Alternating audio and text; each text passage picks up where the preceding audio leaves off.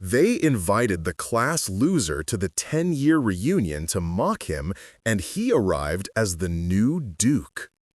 I stood in the doorway of Thornbury Hall's ballroom, watching my former classmates laugh and drink beneath crystal chandeliers, and I knew exactly why they'd invited me. The letter had been clear enough. Handwritten by Victoria Pemberton, once the school beauty, now married to money and boredom. Dear Oliver, we simply must have you at our reunion. It wouldn't be complete without everyone from our class. The capital letters had done all the talking. They wanted their charity case, their favorite victim, the scholarship boy they'd tormented for 6 years. They wanted to see how far I'd fallen, to confirm that the natural order had been maintained, that people like me stayed in our place while people like them continued to shine. What they didn't know was that 3 months ago, my great-uncle, the Duke of Ashford, had died childless. And I, the forgotten nephew he'd never even met, had inherited everything. The title, the fortune, the power to destroy every person in this room who'd ever made me feel less than human. I adjusted my perfectly tailored evening clothes, touched the ducal signet ring I still wasn't used to wearing, and stepped into the light. Wait, before the next confession unfolds, if this story has already stirred your heart, tell us where you're watching from. To make sure you don't miss the next betrayal, kiss, or redemption, subscribe and join our circle. The next heartbeat might change everything. Now, back to the scene. The year was 1878, and Thornbury Academy had been the finest boarding school in England, if you had the pedigree and pounds to match. I had neither, just a brilliant dead father whose research had impressed the headmaster enough to grant his orphaned son a place, one place, among 200 students who'd never let me forget I didn't belong. 10 years had passed since graduation. 10 years since I'd left those gates swearing I'd never look back, never give them another thought, never let the memories of their casual cruelty touch me again. And yet here I was, walking into a ballroom decorated like a nostalgic shrine to our supposed golden years, surrounded by faces I'd spent a decade trying to forget. Oliver? Oliver Ashford? The voice was male, cultured, and carried that particular tone of delighted surprise that meant nothing good. I turned to see James Thornbury, son of the school's founder, naturally, approaching with a glass of champagne and a smile that didn't reach his eyes. Good God, you actually came. We weren't sure you'd have the nerve. The nerve. I kept my voice mild, neutral. Let him dig his own grave. Well, you know, after how things were. He gestured vaguely, as if 6 years of systematic bullying could be summed up with a wave of his hand. Water under the bridge now, of course. We were just boys. But one does wonder what you've been doing with yourself. Still studying insects, wasn't it? Your father's work. Entomology, I corrected softly. The study of insects. Yes. Fascinating. The word meant its opposite. And you've made a living from that? Remarkable. Before I could answer, Victoria materialized beside him, more beautiful than I remembered, and somehow harder, as if marriage and motherhood had filed away anything soft. She wore emeralds that probably cost more than my father had earned in his lifetime, his real lifetime, before the carriage accident that had orphaned me at 12. Oliver, you came. She kissed the air near my cheek, a gesture of false warmth perfected by her class. We're so pleased. Everyone will be so surprised to see you. Surprised, not pleased. The distinction was deliberate. I was surprised to receive the invitation, I replied, given that we weren't particularly close. But we were all family at Thornbury, she insisted, her smile bright and terrible. One doesn't forget one's schoolfellows, no matter how different their circumstances. There it was, different circumstances. The polite way of saying I'd been the charity case, the outsider, the boy who darned his own socks because he couldn't afford new ones. "How kind of you to remember," I said. "Tell me, is the entire class here?" "Nearly everyone who matters," James answered. "Except poor Winters, died in India, fever, and Henderson, who's in disgrace, embezzlement. Such a shame. His family had been good for generations." "Good meaning wealthy. Is there another meaning?" He laughed, inviting me to join the joke. When I didn't, his smile cooled slightly.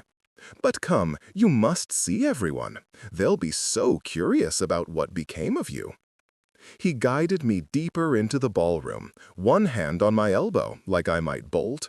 Victoria followed, and I was aware of heads turning, whispers starting. The scholarship boy had returned. Let the entertainment begin. The ballroom was magnificent, all gilt and marble, with floor-to-ceiling windows overlooking manicured gardens. A string quartet played in one corner. Servants circulated with champagne and canapés. It was a display of wealth and taste designed to remind everyone of their place in the hierarchy. Ashford, Oliver Ashford. A new voice, female and sharp as cut glass. I turned to see Caroline Blackwood, who'd once dumped ink on my only good shirt and laughed when I couldn't afford to replace it. She'd married a baronet, if the rings on her fingers were any indication.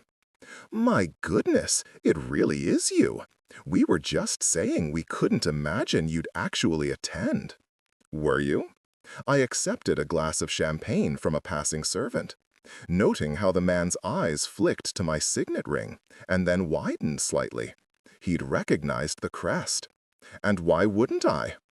"Well, it must be rather intimidating, mustn't it? Coming back here, seeing how well everyone's done." She gestured around the room at the assembled success stories. "We've all moved in such elevated circles since school. One wouldn't want to feel left behind."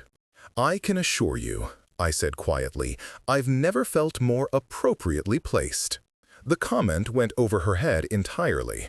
She was already signaling to others, gathering an audience. Within moments, I was surrounded by a circle of former classmates, all of them regarding me with that particular mixture of curiosity and condescension that marked the wealthy observing the fallen. Richard Pemberton, Victoria's brother, who'd once locked me in the cellars overnight as a joke. Thomas Brightwell, who'd convinced the entire dormitory to ignore me for an entire term. Margaret Sutherland, who'd started the rumor that my mother had been a prostitute, a vicious lie about a woman who'd been a respected governess. And more, so many more, all of them successful, married well, comfortable in their positions. All of them looking at me like I was still that skinny 14-year-old in ill-fitting clothes, desperately trying to seem invisible. "So tell us everything," Victoria commanded, settling into a chair like a queen granting audience. "What have you been doing? Did you finish university? We heard your scholarship was revoked." My scholarship had been revoked because Richard Pemberton had planted stolen examination papers in my room and then discovered them during a dormitory search. I'd been expelled from Oxford, my reputation destroyed, my academic career ended before it began.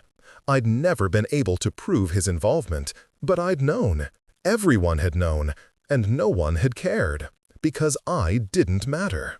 "I found other paths," I said simply.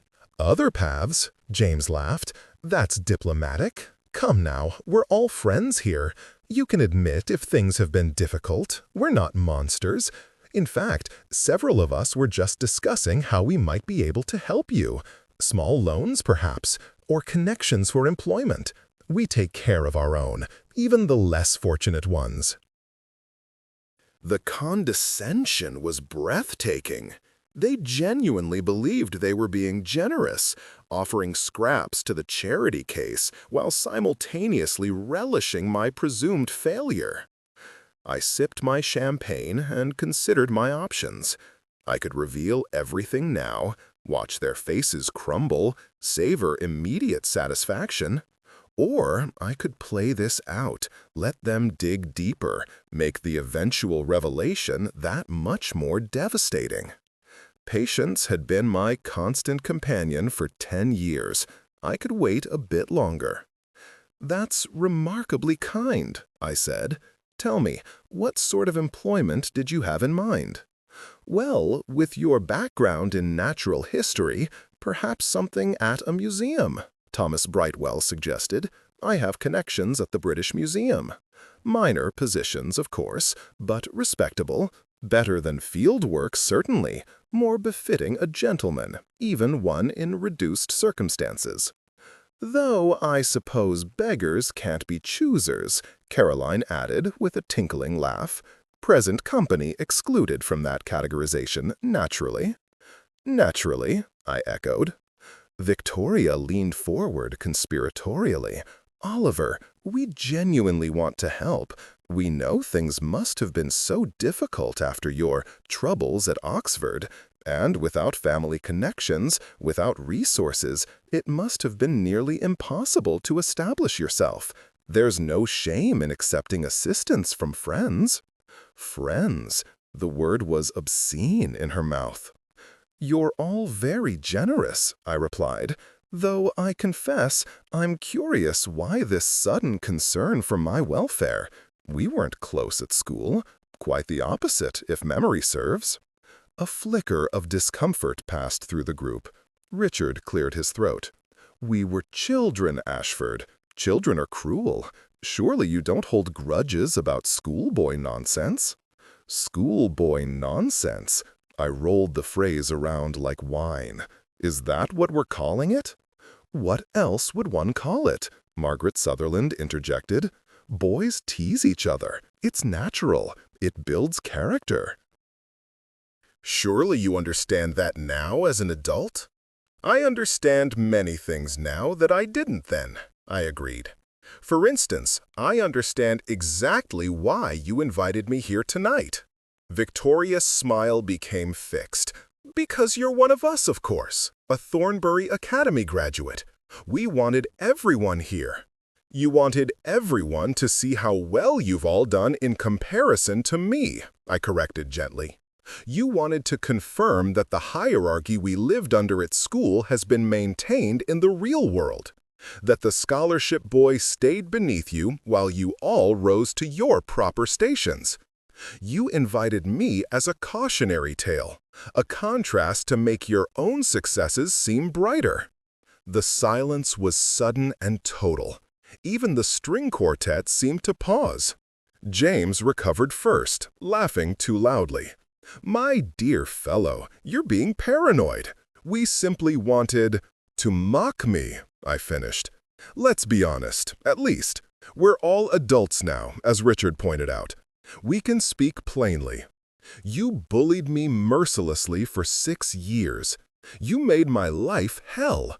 And when I left, you forgot about me entirely, until someone, I looked at Victoria, had the inspired idea to invite me back as entertainment. The class loser returned to confirm your superiority. Am I wrong?" Victoria had gone pale beneath her powder. "Oliver, you're making a scene." "Am I?" I looked around at the assembled crowd. More people had gathered, drawn by the tension. I recognized every face, tormentors, bystanders, the few who'd shown me small kindnesses that had felt like water in a desert. "I apologize. I don't mean to disrupt your celebration of mediocrity." Mediocrity. Richard's face flushed dark red. "How dare you? Do you know who we are? What we've achieved?" "I know exactly who you are." I set down my champagne glass with deliberate care. "You're Richard Pemberton, second son of an earl, living off your brother's inheritance while pretending your courtesy title means something. You're Thomas Brightwell, whose father bought your position at the Foreign Office after you failed the entrance examinations twice. You're Caroline Blackwood, married to a baronet 3 times your age for his money, already taking lovers because you can't stand your husband's touch. Shall I continue?" The color had drained from every face. Caroline made a small, hurt sound. "How do you know?" Thomas began. "How do I know things?" I smiled, and it wasn't kind. "Because when you're invisible, people talk around you like you're not there. They assume you're too insignificant to matter, too powerless to use what you hear. And I was both those things once, but I'm not anymore." "Who are you to judge us?" Victoria demanded, her voice shaking. "You're nobody. You have nothing. You were invited here out of pity." "Actually," I interrupted softly, "I'm the Duke of Ashford. I inherited the title 3 months ago from my great-uncle, along with estates in 5 counties, a fortune estimated at over £300,000, and a seat in the House of Lords. I own the ground you're standing on. This building, Thornbury Hall, sits on land leased from the Ashford Estates, a lease that comes up for renewal next month. The Duke, the previous Duke, never visited his properties, never involved himself in management. I, however, intend to be rather more hands-on." I watched the words land like artillery shells. James Thornbury went gray. Victoria swayed as if she might faint. Richard looked like he was calculating frantically, trying to determine if I was lying. "The Duke of Ashford is dead," James said weakly. "He died without issue. The title went to some obscure branch." His voice trailed off as realization struck. "To me," I confirmed. "My grandmother was his youngest sister. When he died childless, the title traced back through her line to my father, who was already dead, which left me, the scholarship boy, the class loser, the one you invited here to mock." I turned slowly, letting them all see the signet ring that bore the ducal crest, the same crest that was carved above the ballroom entrance, woven into the carpets beneath their feet. "I almost didn't come tonight," I continued conversationally. "When your invitation arrived, Victoria, my first instinct was to burn it. I'd built a good life for myself, nothing spectacular, but honest. I'd published several papers on entomology under a pseudonym, established myself in small academic circles. I was content. But then I looked at that invitation, at your handwriting, so similar to the notes you used to leave on my desk at school, mocking my clothes, my accent, my poverty, and I realized I needed to come. Not for revenge, though I won't pretend that's not satisfying, but for closure. To look you all in the face and realize that you never mattered. You were cruel because you were empty. You bullied because you had nothing else to offer the world. And I suffered because I gave you power over me." I picked up my champagne again, raised it in a mock toast. "But I've taken that power back now, along with considerable actual power. So thank you, truly, for this invitation. It's shown me that I've spent 10 years afraid of people who aren't worth my fear." Margaret Sutherland found her voice, sharp with desperation. "This is a lie, some elaborate scheme. You're not the Duke. You can't be." "Can't I?" I gestured to the servant who'd served me champagne earlier. "Wilson, would you confirm my identity, please?" The man stepped forward, bowing properly, something servants only did to nobility. "His Grace is indeed Oliver Ashford, 12th Duke of Ashford, my lord and master." "Wilson worked at the Ashford London residence," I explained. "He's been helping me adjust to my new circumstances, learning which fork to use, that sort of thing. Apparently, even dukes need training when they're raised as orphans." I turned back to the crowd. "I have my letters patent upstairs, if anyone wishes to verify." My solicitors are staying at the inn in the village. Lord Chancellor himself confirmed my claim. It's all quite legal and proper, I assure you." The ballroom had gone deathly silent except for the string quartet still gamely playing in the corner, apparently unaware of the social apocalypse occurring. Then someone laughed. It was a woman's voice, clear and genuine, cutting through the tension like a blade. I turned to see who had found this funny. She stood near the windows, half in shadow, and as she stepped forward into the light, I recognized her with a shock that went through me like electricity. Sophia Hartwell. She'd been in our year at school, though technically enrolled in the affiliated girls' academy that shared our grounds. We'd had combined classes for certain subjects, literature, history, languages. She'd been the only one who'd ever treated me like a human being. Once, when I'd been locked in the cellars overnight, she'd found me the next morning, shivering and terrified. She'd given me her coat, helped me back to the dormitory, never told a soul. She'd sat with me in the library when no one else would, sharing her notes when I couldn't afford textbooks, offering quiet kindness in a world of casual cruelty. And then, in our final year, her family had experienced some financial reversal. Suddenly she'd been the one in patched dresses, the one eating meager meals, the one marked for exclusion. I'd tried to help her the way she'd helped me, but she'd disappeared before graduation, withdrawn from school under mysterious circumstances. I hadn't seen her in 10 years, and now here she was, laughing at my revelation like it was the most delightful joke she'd ever heard. "Sophia?" I said, my carefully maintained composure slipping. "Hello, Oliver," she smiled, and it was like the sun emerging from behind clouds. Or should I say, Your Grace? I apologize for the informality. She was thinner than I remembered, wearing a dress that was well made but several seasons old, her dark hair swept up simply. No jewels, no elaborate decoration, but she was still the most beautiful thing in the room. "Sophia?" Victoria's voice was sharp. "What are you doing here? You weren't invited." "I came with my employer, Lady Thornbury," Sophia replied calmly. "I'm her companion.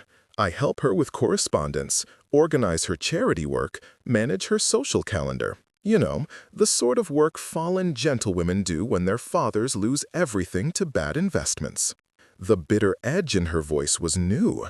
The Sophia I'd known had been endlessly gentle. A companion? Caroline's tone dripped with false sympathy. How quaint. I'd heard rumors, but didn't believe them. The Hartwells were so prominent once.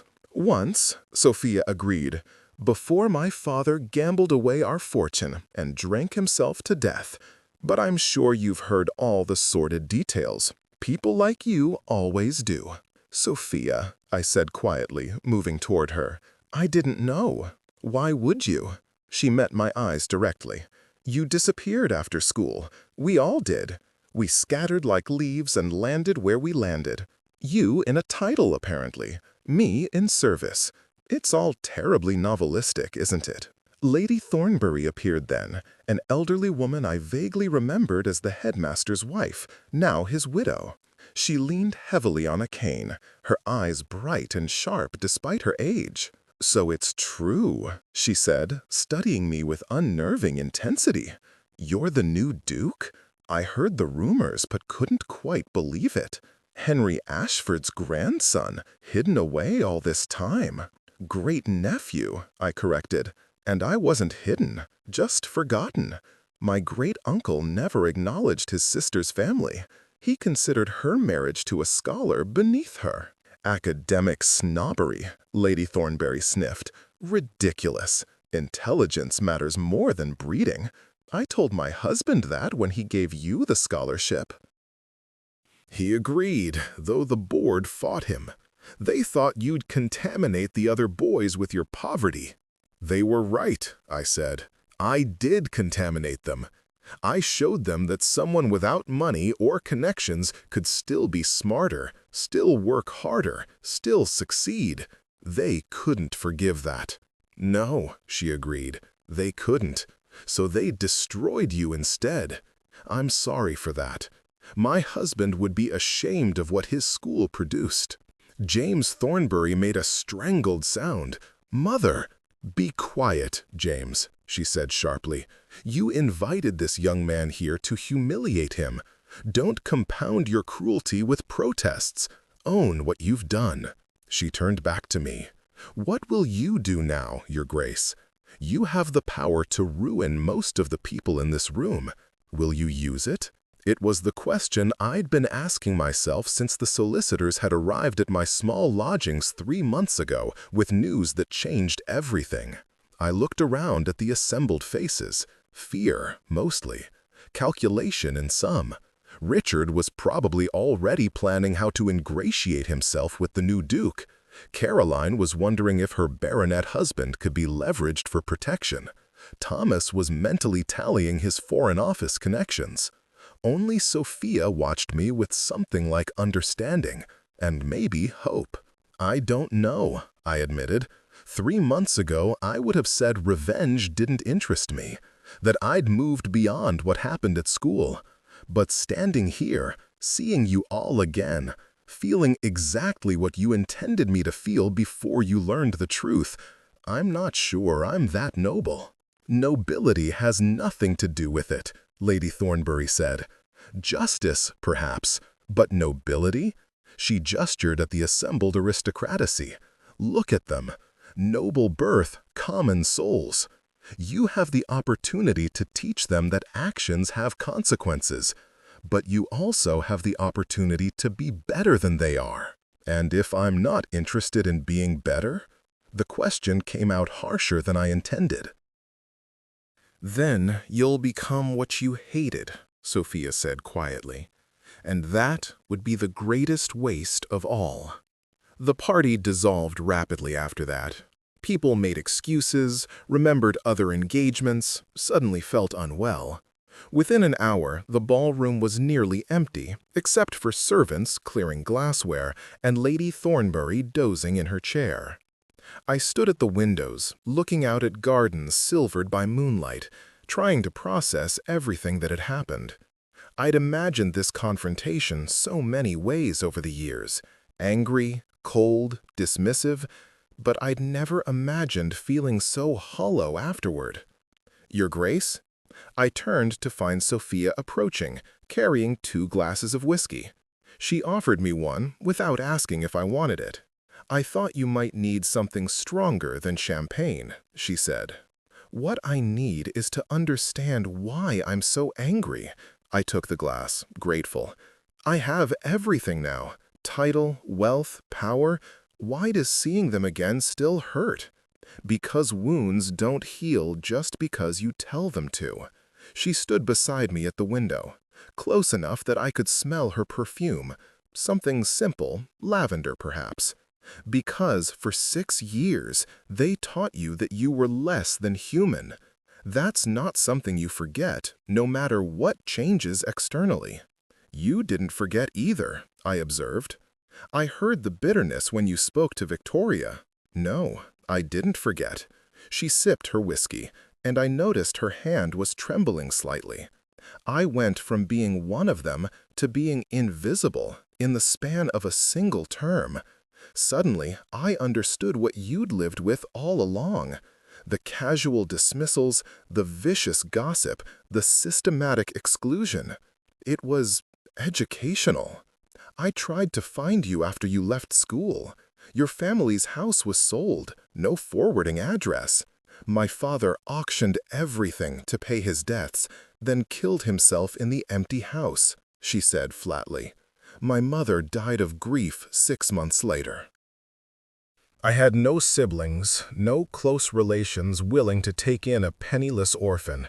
So I took a position as a governess, then transitioned to companion work. It's not glamorous, but it's respectable. Lady Thornbury is kind, at least, and it's better than the alternatives. How long have you been here? At Thornbury Hall? 2 years. Lady Thornbury hired me after her previous companion left to marry. I organize her correspondence, read to her, accompany her to social events. I'm furniture, essentially. Useful furniture that can write a good letter. The bitterness in her voice was understandable, but it troubled me. The Sophia I'd known had been so hopeful, so gentle. Life had filed those edges sharp. "Come work for me," I said impulsively. She laughed, but there was no humor in it. "As what? Your companion? Your charity case?" "As my friend," I replied. "As someone who treated me like a human being when no one else did. As someone who deserves better than to be furniture for Lady Thornbury." "You don't owe me anything, Oliver. A few kindnesses at school don't create a lifelong debt." "This isn't about debt." I turned to face her fully. "I'm 28 years old, and I've just inherited a dukedom I know nothing about. I have estates I've never seen, responsibilities I don't understand, and a social position I'm completely unprepared for. I need people I can trust, and there are approximately 3 people in the world who fit that description. You're one of them." "Who are the other 2? She was looking at me now, curious despite herself. "My great-uncle's former steward, who's been teaching me estate management, and my solicitor, who's been navigating the legal complexities. But neither of them knows me. They don't know where I came from or what I've survived. You do. I know the boy you were. I don't know the man you've become." "Neither do I," I admitted. "That's rather the problem. I've spent 3 months learning to be a duke while having no idea who I actually am underneath the title. I need someone who knew me before, who can help me figure out which parts of Oliver Ashford to keep and which to discard now that I'm the duke." She studied me for a long moment, and I could see her weighing options, calculating risks. Finally, she said, "What would the position entail?" "I genuinely don't know. I need someone to manage my correspondence, help me navigate society, tell me when I'm about to make a catastrophic social error. Ladies' companion work, essentially, but for a duke." I paused. "And I need someone to remind me not to become them, the people in this ballroom tonight. I have the power to do enormous damage now. I need someone I trust to tell me when I'm being cruel instead of just—" "That's a great deal of responsibility." "Yes, and I'll pay accordingly. Whatever Lady Thornbury pays you, I'll triple it. You'll have your own rooms in whichever residence I'm occupying, complete independence, and if you decide after a trial period that it doesn't suit, I'll provide references and 6-month salary."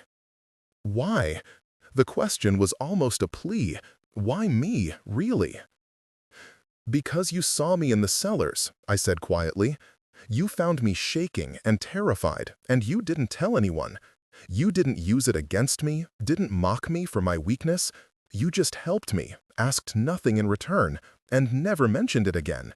That kind of kindness is rare. I've learned that in the past 10 years, and I'd rather surround myself with rare kindness than common cruelty, regardless of how well-bred the cruelty might be." Tears welled in her eyes, but she blinked them back. "I'll need to give Lady Thornbury notice." "Of course. And I'll want the terms in writing. No offense, but I've learned to protect myself." "None taken. My solicitor will draw up a contract." She extended her hand, formal and businesslike. "Then I accept, Your Grace." I took her hand, but instead of shaking it, I bowed over it properly, the kind of bow a duke gave to a lady, not an employer to an employee. "The pleasure is mine, Miss Hartwell." For the first time that evening, she smiled without bitterness. It was like watching the sunrise. The following morning, I was summoned to Lady Thornbury's private sitting room. She received me in state, propped up on pillows, looking like an ancient empress. "You're stealing my companion," she said without preamble. "I've made her a better offer," I replied. "But if you object—" "Object? Why would I object? The girl deserves better than organizing my correspondence and reading me insipid novels. She's wasted here." Lady Thornbury poured herself tea with hands that barely shook. "I took her in because she reminded me of myself at that age. Intelligent, educated, and utterly powerless. I wanted to help her, but there's only so much a widow can do. You've been kind to her. I've been practical. She's efficient, discreet, and costs half what a traditional companion would. Don't make me a saint, Your Grace. I'm not one. She sipped her tea. But I am glad she'll have better prospects, and I'm curious what you'll do with yours. My prospects. Your power. You could destroy my son, you know. The lease on this property is absurdly favorable to us. Your great-uncle never bothered to renegotiate when market rates increased. If you demand current rates when it comes up for renewal, well, we'll be bankrupted within 5 years.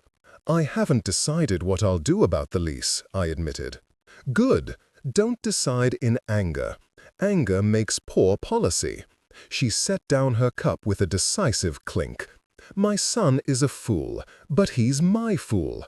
I won't defend what he did to you at school or that wretched party last night, but I will ask for mercy if you're inclined to grant it.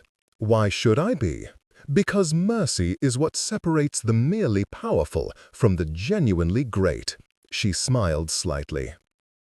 And because I think you're better than my son, better than most of the people who tormented you.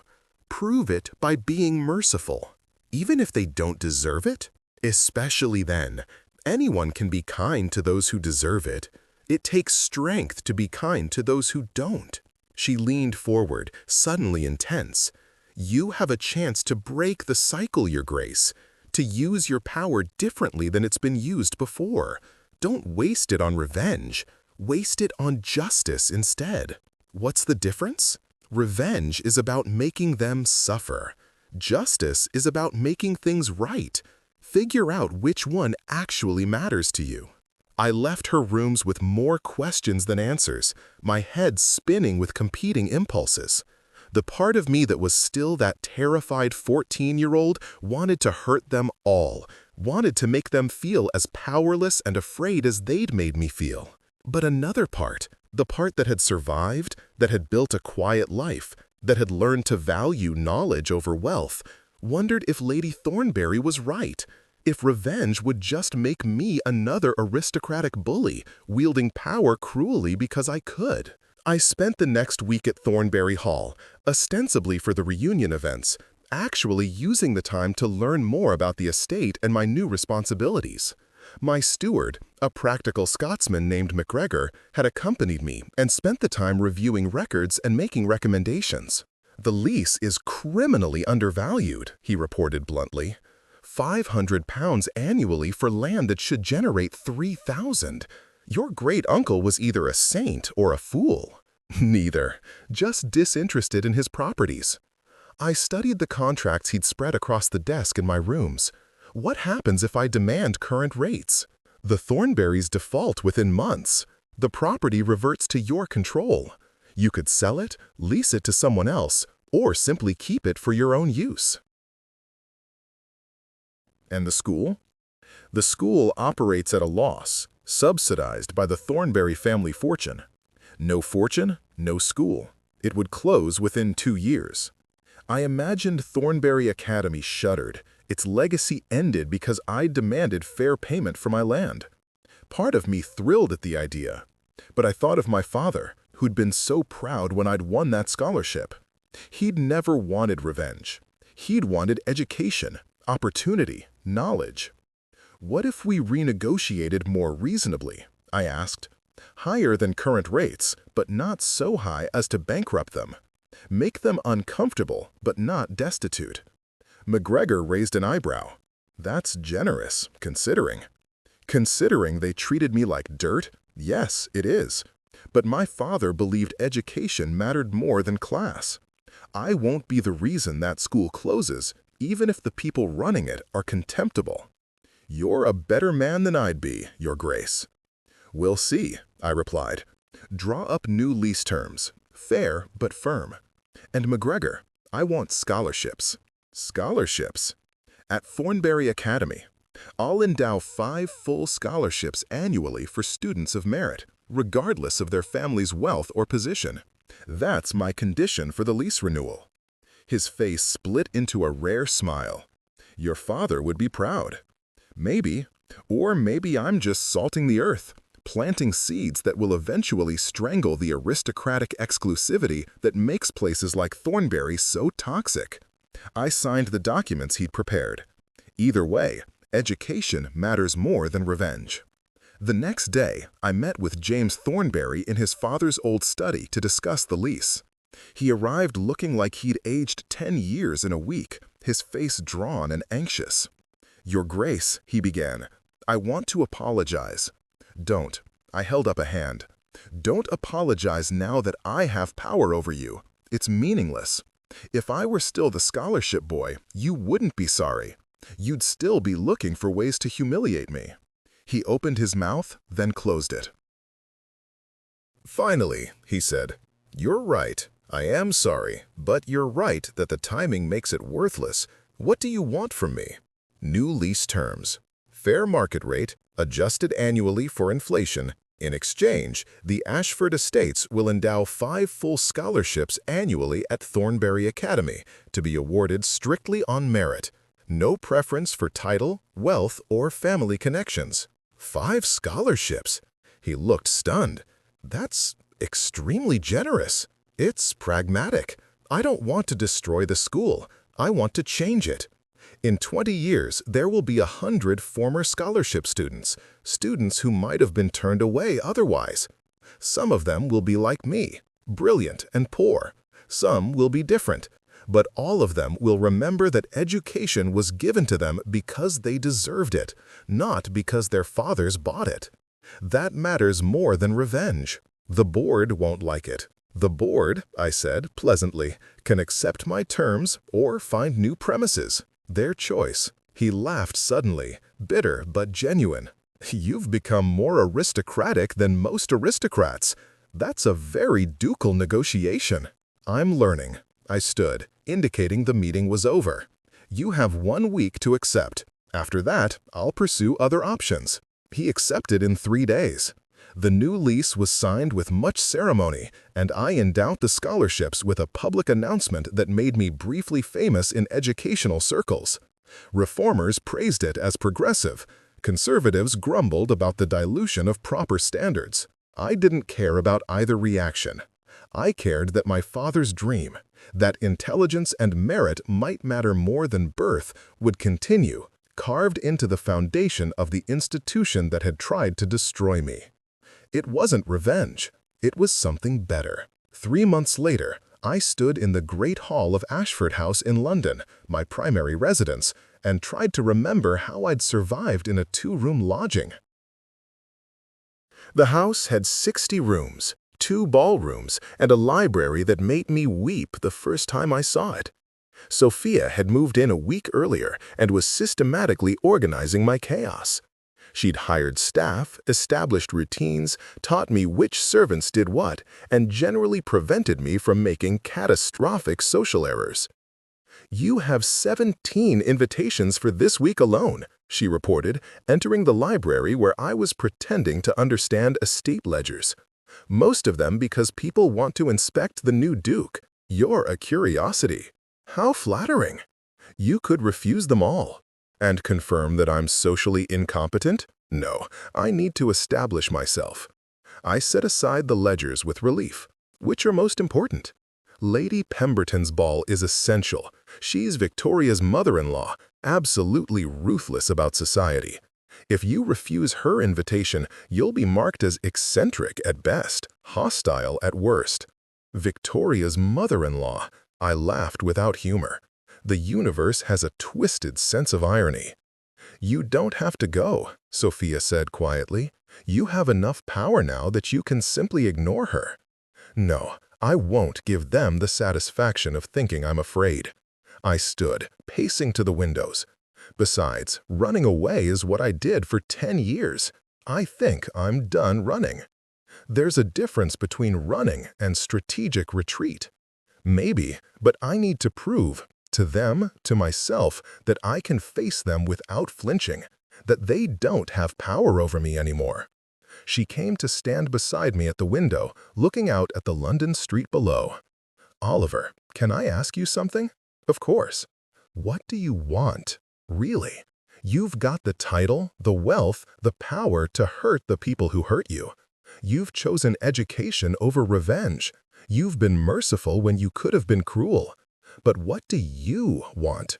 Not what your father would have wanted, not what's strategically sound. What does Oliver Ashford actually want from this life?" No one had asked me that. Not MacGregor, not my solicitor, not any of the dozens of people now dependent on my decisions. They all wanted to know what the Duke wanted, what was best for the estates, what policy to pursue. But Sophia asked about Oliver. "I don't know," I admitted. "I've spent 3 months learning to be a Duke. I've barely had time to think about what comes after I've learned the role. I suppose I want to matter. I want my life to mean something beyond the accident of inheritance. I want to look back in 40 years and see that I used this power well, that I helped people, that I was better than the system that tried to crush me." "That's a good answer," she said softly. "Is it? It sounds rather pompous. It sounds honest." She turned to face me fully. "I've been watching you these past months, watching how you treat servants, how you negotiate with tradesmen, how you handle people who are cruel or kind or simply indifferent. You're trying so hard to be worthy of this power. It's remarkable. You make it sound unusual. It is. Most aristocrats are born assuming they deserve their privilege. You question it constantly. You treat your title like a responsibility rather than a right. That makes you dangerous to the established order." "I'm not trying to be dangerous. I know. That's what makes you so threatening." She smiled slightly. "The people at that reunion thought they could laugh at you because you were beneath them. Now you're above them, and you're not using power the way they would. You're unpredictable. They don't know what you'll do next, which means they can't control you. That terrifies them." "Good," I said. "Let them be terrified. Maybe fear will teach them what cruelty couldn't." The ball at Lady Pemberton's was exactly as oppressive as I'd expected. Hundreds of people packed into gilded rooms, all of them watching me, speculating, calculating how this new Duke fit into their social equations. Victoria was there, of course, playing hostess alongside her mother-in-law. She looked brittle and beautiful in sapphire silk, and when she saw me arrive, something flashed across her face. Fear, maybe, or calculation. "Your Grace," she curtsied precisely, "how kind of you to attend." "How kind of you to invite me," I replied, "though I notice you didn't include Miss Hartwell in the invitation." "Miss Hartwell?" She blinked, confused. "My companion and secretary. She accompanies me to social events." I glanced at Sophia, who stood beside me in a new gown I'd commissioned. Nothing extravagant, but fine enough to signal that she was with me, not serving me. Of course she's welcome," Victoria managed, though her eyes were hard. "Any companion of yours, Your Grace." The evening proceeded in a blur of introductions and veiled assessments. Everyone wanted to know about my plans, my politics, my intentions. I was polite and vague, giving nothing away, learning far more than I revealed. Richard Pemberton cornered me in the card room, drunk enough to be honest. "You're ruining us, you know," he said, slurring slightly. "You and your damned reforms. All anyone talks about is the new Duke's progressive policies, the scholarships, the fair wages for tenants, the improved housing. You're making the rest of us look bad." "The rest of you are bad," I replied calmly. "I'm just not pretending otherwise." "We weren't that cruel to you. Not really. Boys' pranks, nothing more."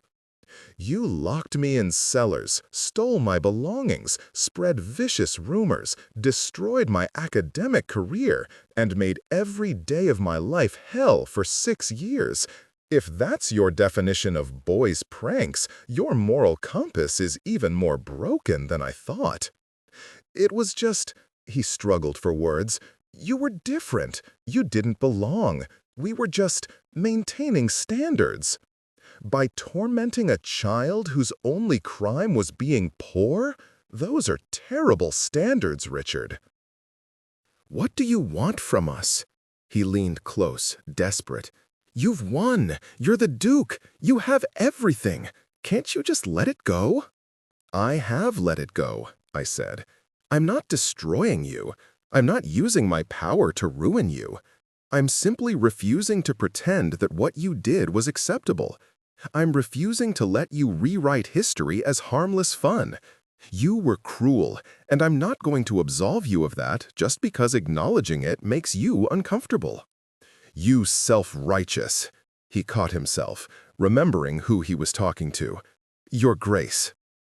Go home, Richard. Sleep off the drink, and in the morning, consider whether the person you're angry at is me or yourself.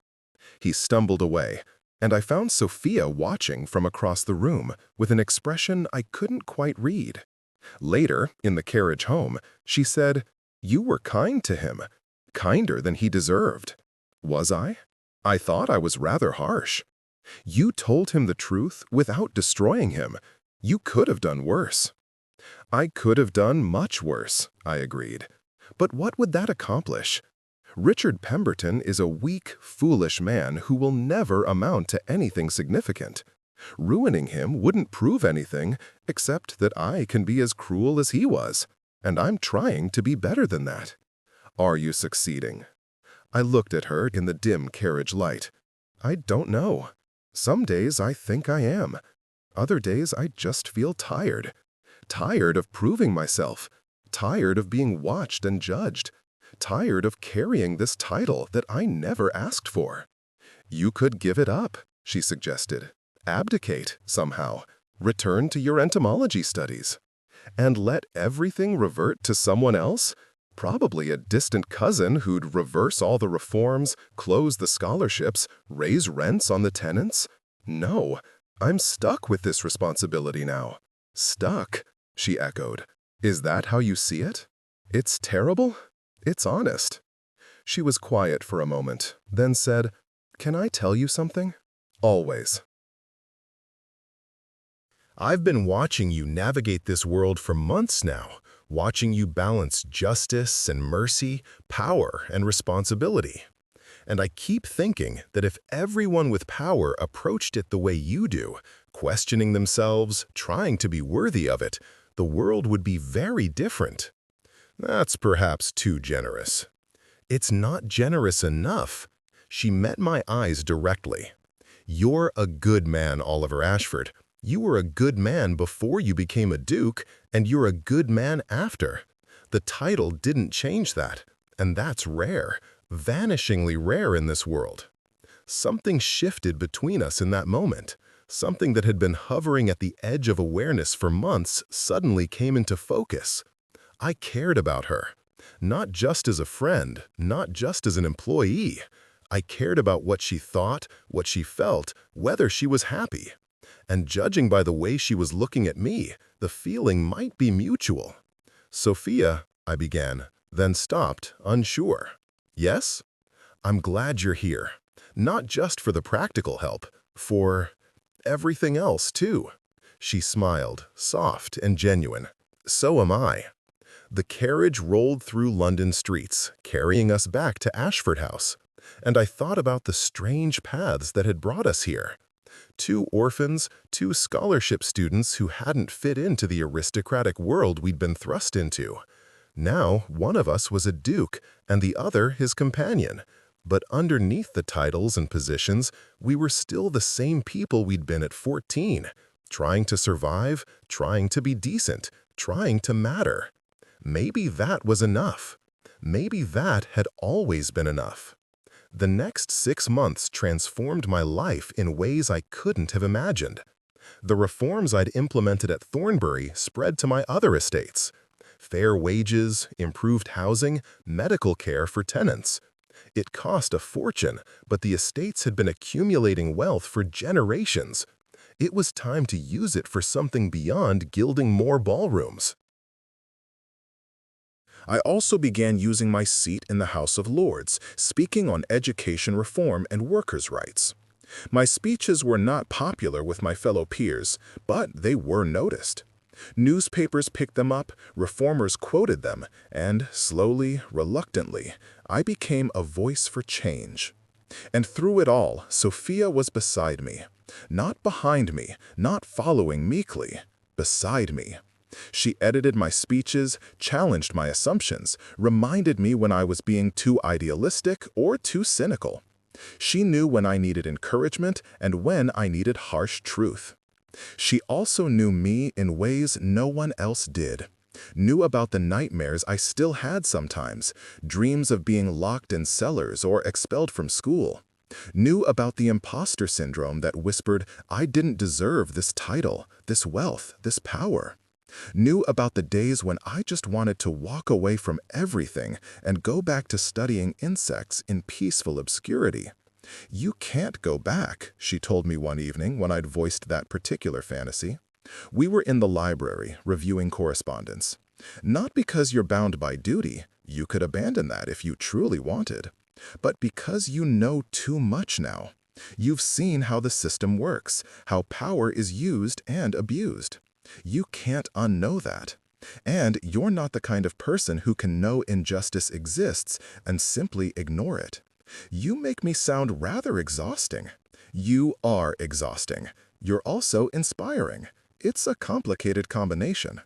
I looked at her across the desk, her dark hair escaping its pins, her face tired but focused, her hands stained with ink from the letters she'd been writing. She was beautiful, but it was more than that. She was necessary. Sophia, I said quietly, I need to tell you something. She looked up, alert to the change in my tone. What's wrong? Nothing's wrong. Everything's... Actually, I don't know what everything is. I stood, too restless to sit. For 6 months, you've been helping me navigate this life I never asked for. You've been patient and brilliant and indispensable. And somewhere along the way, this stopped being a professional arrangement for me. Oliver, let me finish, please. I moved around the desk to stand in front of her. I know the position this puts you in. I'm your employer. I have power over you. If you don't feel the same way, I need you to tell me, and we'll never speak of this again. I won't punish you for it. I won't make things awkward. I'll just carry on. But I need you to know that I care about you. More than I should, probably. More than is wise. And I needed to be honest about that. She stood slowly, her eyes searching my face. You're right. This does put me in a difficult position. My heart sank. I understand. Because I feel exactly the same way, she continued, and I've been trying to convince myself it was just gratitude, just relief at having security again, just the natural affection of working closely with someone. But it's not. It's more, and I don't know what to do with that. Neither do I admitted. I've never done this before, any of it. Being a duke, being an employer, being whatever this is between us. Complicated, she suggested. This is definitely complicated. Is it too complicated? She stepped closer, close enough that I could see the gold flecks in her eyes. I don't know, but I think we should find out. I kissed her then, soft and tentative, giving her every chance to pull away. She didn't. Instead, she leaned into it, her hands coming up to rest against my chest, and for a moment, the world narrowed to just this. Her warmth, her closeness, the quiet miracle of being wanted by someone I wanted in return. When we pulled apart, she was smiling. Well, that certainly complicated things. I apologize. Don't you dare apologize for that. She touched my face gently. I've wanted you to do that for weeks. Well, I thought I was imagining that you might want it too. I want it. I want you. But Sophia, I need you to understand, I won't use my position to pressure you. If this doesn't work, if you decide you want to leave, I'll help you. References, money, whatever you need. You're not trapped here. I know. She kissed me again, brief and sweet. That's one reason I trust you. You've had power over me for months now, and you've never abused it. You've treated me like an equal, even though I'm not. That matters. You are my equal, I insisted. Title and wealth don't change that. They do, though. That's the whole problem with aristocracy. The artificial hierarchies, the power imbalances. You know that better than most. Which is why I'm trying to build something different, I replied. A household where people are valued for who they are, not what they were born with. A household where you and I can be partners, not master and servant. That's a beautiful dream. Let me try to make it real. She considered this, her hand still resting against my face. One condition. Name it. If this doesn't work, if we try and fail, we have to be honest about it. No dragging it out, no making each other miserable. We end it cleanly and figure out what comes next.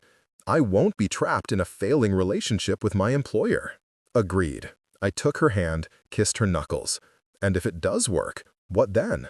Then we figure that out when we get there. She smiled, one complication at a time. We kept the relationship quiet for the next few months, learning each other in stolen moments between social obligations and estate management.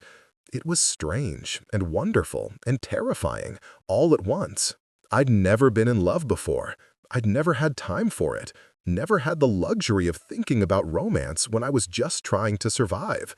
But with Sophia, it felt natural, easy. She knew me, all of me, and somehow still wanted to be here. And I was learning her too, her sharp humor, her carefully hidden vulnerabilities, the way she came alive when discussing literature or politics. She was brilliant and damaged and trying so hard to build a life from the ruins of her old one. We were, I realized, perfectly matched, two survivors, two people who'd been broken by the system and were now trying to fix it from within. The moment we went public came 7 months after that first kiss. We were attending a charity gala, and Sophia was with me, as always. But this time, when Victoria Pemberton made a snide comment about your companion, I'd had enough. Miss Hartwell is not my companion, I said clearly, loud enough for the surrounding crowd to hear. She's my partner. In work, in life, in everything that matters.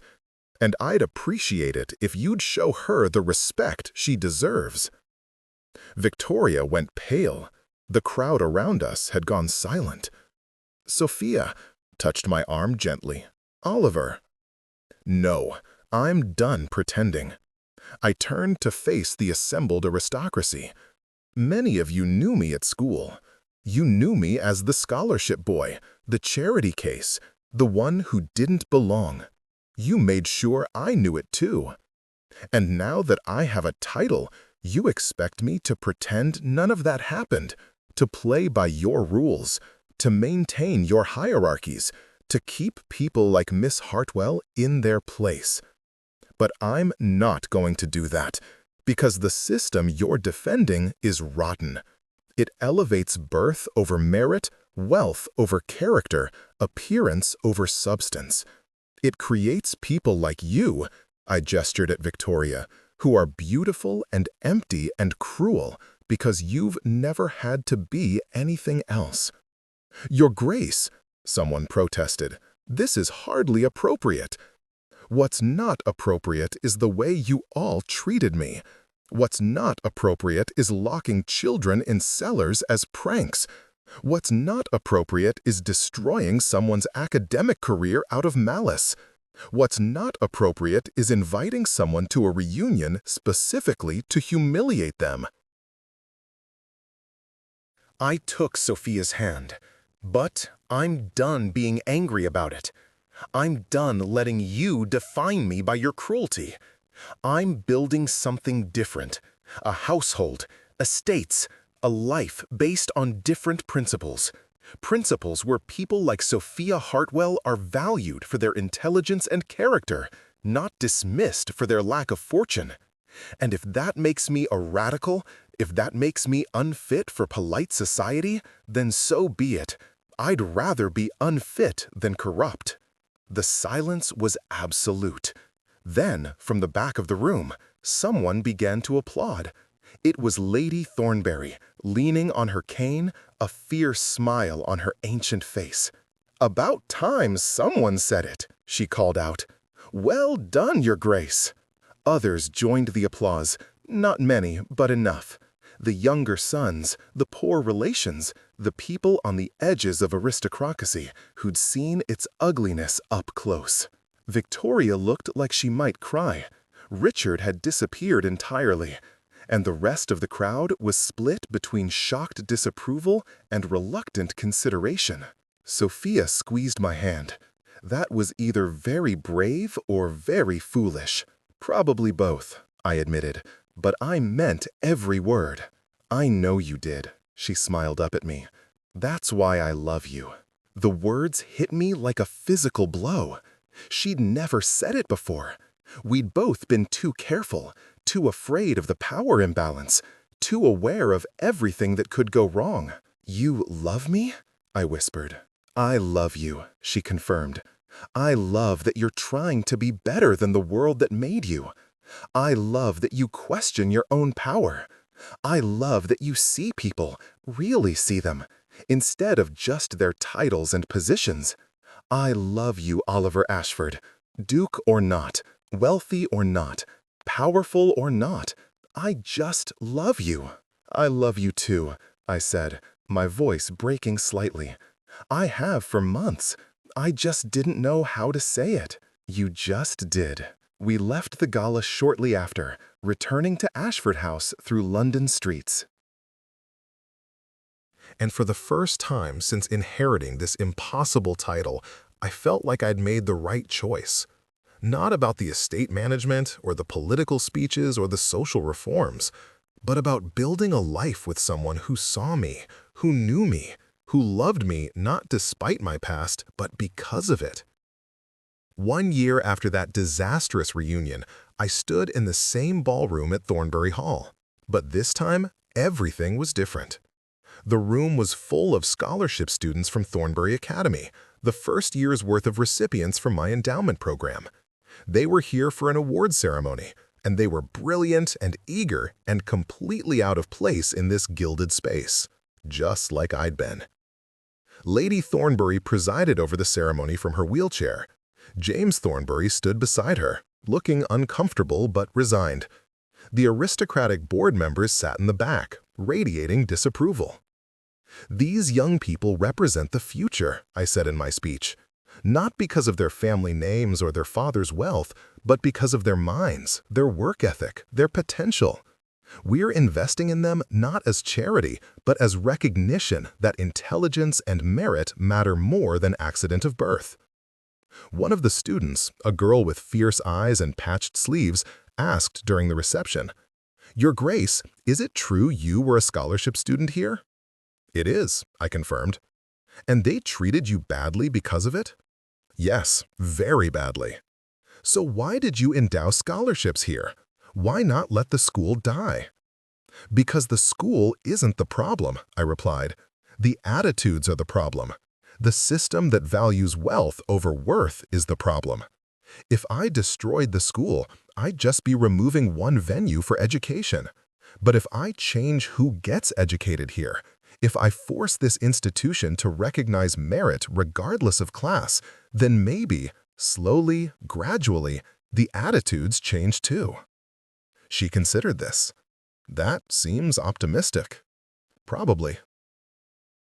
But I'd rather be optimistic and working toward change than cynical and accepting injustice. Even when it's hard, especially when it's hard." She smiled then, fierce and determined. "Good. I'm going to study law. I'm going to change laws that hurt people like us. And in 20 years, maybe I'll be standing where you are, talking to the next generation." "I hope you are," I said sincerely. "And when you get there, remember this moment. Remember what it felt like to be given a chance, and make sure you extend that chance to others." Later, after the ceremony, Sophia and I walked the grounds of Thornbury Academy. It was strange being back here without the weight of fear and shame I'd carried as a student. "Do you ever regret it?" she asked. "Taking on all this responsibility? You could have lived quietly with your inheritance." I regret it every day, I admitted, and I wouldn't change any of it. Does that make sense? Perfect sense. She leaned into me, and I wrapped my arm around her. You're stuck with being decent, Oliver. It's your tragic flaw. I can think of worse flaws. So can I. She stopped walking, turned to face me. I have something to tell you. Should I be worried? I don't know. It depends on how you feel about marriage. My heart stopped. Marriage? We've been dancing around this for a year, living together, working together, loving each other. But there's always this shadow of the power imbalance, the employer-employee relationship. I want that gone. I want to be your equal in law as well as in life. Sophia, I've wanted to ask you to marry you for months. I just didn't know if you'd say yes. I'm saying yes, she smiled, assuming you're actually asking. Sophia Hartwell, will you marry me? Will you be my duchess and my partner and my conscience? Will you help me figure out how to use this power without being corrupted by it? Will you remind me who I am when I start to forget? Yes, she said simply. To all of it, yes. We married 6 weeks later in a small ceremony at Ashford House. Lady Thornbury attended, the scholarship students from Thornbury Academy came, my few genuine friends in the aristocracy were there. And conspicuously absent were all the people from that reunion. The Pembertons, the Brightwells, the Sutherlands, all of them. I didn't care. The people who mattered were present. During the ceremony, as I slipped the ring onto Sophia's finger, I thought about that night 10 years ago when I'd left Thornbury Academy swearing never to look back. I'd been so damaged, so certain that I'd never escape the shadow of what they'd done to me. But I had escaped. Not by running away, not by forgetting, but by surviving and building something better. By taking the pain they'd inflicted and transforming it into determination to create change. The scholarship boy they'd mocked had become a duke. But more importantly, he'd become someone who used that power to help other scholarship students, who fought against the system that had tried to crush him, who'd found love with someone who understood that power without conscience was just another form of cruelty. "What are you thinking?" Sophia whispered during the reception, seeing my distant expression. That they wanted me at that reunion, to confirm I'd failed, to prove that their cruelty was justified, that I'd stayed beneath them. And instead? Instead, I'm here, happy, loved, using my life for something that matters. I pulled her close. They didn't break me. They just made me stronger. Revenge? She asked with a slight smile. No, better than revenge. Success, happiness, a life lived on my terms, not theirs. I kissed her softly. The best revenge is living well, and I intend to live very well indeed. 10 years later, standing in the House of Lords to deliver a speech on universal education, I saw Richard Pemberton in the gallery. He looked older, diminished, a man whose only accomplishment had been being born to the right family. After the speech, which was received with mixed applause and considerable grumbling, he approached me in the corridor. "Your Grace," he said stiffly, "that was quite the speech." "Thank you," I didn't elaborate. "I've been hearing about your reforms, the scholarships, the workers' housing, the advocacy for education. You've become quite the crusader. I'm trying to fix a broken system. If that makes me a crusader, so be it." He was quiet for a moment, then said, "I was wrong. About you. About everything. I've spent 20 years watching you prove that, and I just wanted to say, I'm sorry, genuinely, for what we did to you at school. Why tell me now?" "Because my son just started at Thornbury Academy, on one of your scholarships." He looked embarrassed. "I lost my fortune 3 years ago. Bad investments. We're living on my brother's charity. My boy is brilliant, but without your endowment, he'd have had no chance at a good education. And I realized that the person saving my son's future is the same person I tried to destroy 20 years ago. I studied him. He looked sincere, broken by life, in ways that had finally taught him humility. "I accept your apology," I said quietly, "not because you deserve it, but because I'm tired of carrying the weight of your cruelty, and because your son deserves a chance, regardless of what his father did." "He idolizes you," Richard admitted. "He knows you were a scholarship student. He knows what you've become. He wants to be like you." He laughed bitterly. "My son wants to be like the man I tormented. There's poetry in that, I suppose." "There's justice in it," I corrected. "Your son will be better than you were because he's being taught that merit matters more than birth. That's what I'm trying to create. A world where the next generation doesn't repeat your mistakes." "I hope you succeed," Richard said. "Truly." Because watching what you've built, I realize how much time I wasted, how much potential I squandered by caring about all the wrong things. "It's not too late to change," I suggested. "You're not dead yet. You could still do something meaningful with your life." "I'm nobody now, Your Grace. I have no power, no influence." "I was nobody when I left school," I reminded him. "If I could become this," I gestured at myself, at the corridor of power we stood in, "then you can certainly become someone worth being. But you have to want it. You have to do the work." He looked at me for a long moment, then nodded slowly. "Thank you. For the scholarship, for your son, for this conversation." "Take care of that boy," I said. "Make sure he knows he's at Thornberry because he's brilliant, not because I pity you. And Richard, make sure he never treats anyone the way you treated me." "I will. I swear it." He left, and I stood in the corridor feeling strange. Not triumphant, not vindicated. Just tired. Tired of carrying all this history, all this pain, all these memories of cruelty and survival. But also grateful. Because without all of it, without the scholarship, the bullying, the humiliation, the forced resilience, I wouldn't be here. I wouldn't be doing this work. I wouldn't be trying to change a system that desperately needed changing. They'd invited the class loser to that reunion to mock him. And he'd arrived as the Duke. But that was just the beginning of the story, not the end.